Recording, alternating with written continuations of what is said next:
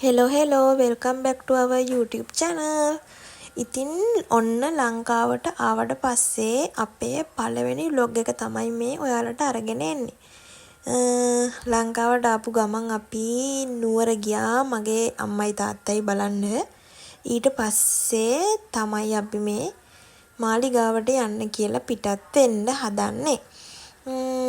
ඔය විදිහට අපේ ගෙදරින් නැගලා අපි වෑන් එකේ යන ගමන් තමයි ඉන්නේ මගේ පවුලේ අයයි අයියාගේ පවුලේ අයයි ඔක්කොලාම තමයි අපි මේ ගමනට යන්නේ.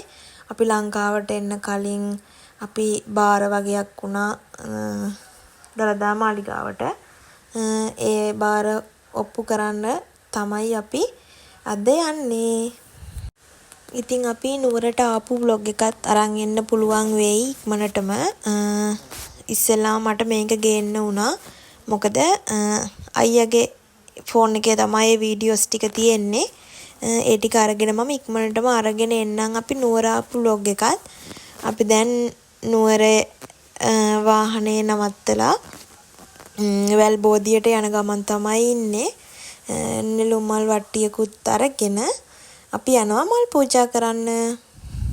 ඉතින් ඔතන ඉන්නවා මගේ අම්මයි තාත්තයි මගේ හස්බන්ඩ්ගේ අයියයි අයියාගේ වයිෆ් තව එයාගේ බබාලා දෙන්න. එතකොට අයියාගේ අම්මා අයියාගේ තාත්තා ඉතින් මමයි අයියයි අපි හැමෝම මේ ගමනට සම්බන්ධ වුණා. ඉතින් මේ ඉන්නේ මගේ ආදරණීය පවුල. දැන් ඉතින් ඔයාලට මම ඉන්නේ ලංකාවේනේ. ලංකාවේ vlog එකේදී අනිවාර්යෙන්ම මගේ පවුලේ අය අපි හැමෝම එකතු වෙලා යන ට්‍රිප් ඒවා මේවා ඔක්කොම අරගෙන එන්න පුළුවන්. ඉතින් මේ තියෙන්නේ සිරි දලදා මාලිගාව. හැමෝම එන්න ආස කරන හැමෝම වැඳුම් පිදුම් කරන අපේ රටේ විතරක් නෙමෙයි විදේශයන්හි පවා මිනිස්සු ඇවිල්ලා වැඳ පුදාගෙන යන මහනුවර තියෙන දලදා මාලිගාව. ඉතින් අපි ওই විදිහට ඇතුළට යන්න තමයි ලෑස්ති. ඇතුළට යන තැන තමයි ඉන්නේ දලදා මාලිගාව. අපි ගියේ නම් උදේම. ඒක නිසා අපිට දලදා තේවාවට සම්බන්ධ වෙන්නත් පුළුවන් වුණා. ඉතින් ඔය තියෙන්නේ ඒ තේවාව කරන වෙලාවේ වීඩියෝ ක්ලිප් කිහිපයක් ඔයාලටත් බලා ගන්න පුළුවන්.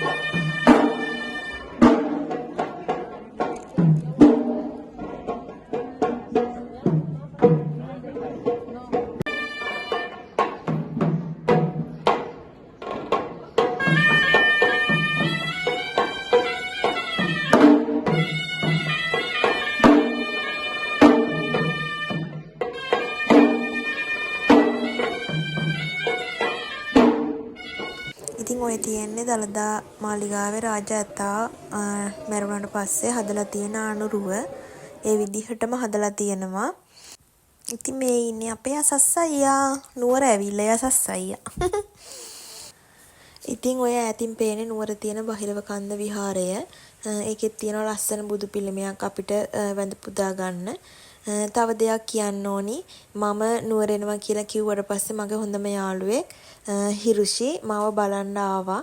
ඉතින් එයත් මේ වෙලාවේ මාත් එක්ක යන ගමන් තමයි ඉන්නේ ගෙදර.